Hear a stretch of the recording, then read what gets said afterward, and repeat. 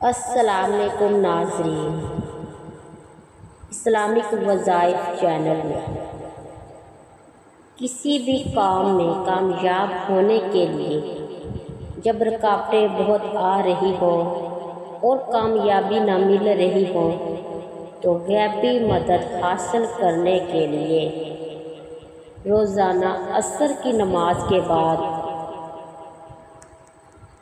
17 बार और मगरिब की नमाज के बाद 19 बार बेमा बिस्मिल्लाह सूरत नसर पढ़िए।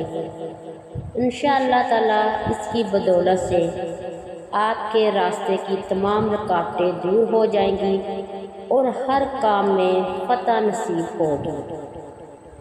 चैनल को लाइक और सब्सक्राइब कर दें। मज़ीद वीडियोस के लिए हमारे चैनल का विज़िट करें। शुक्रिया।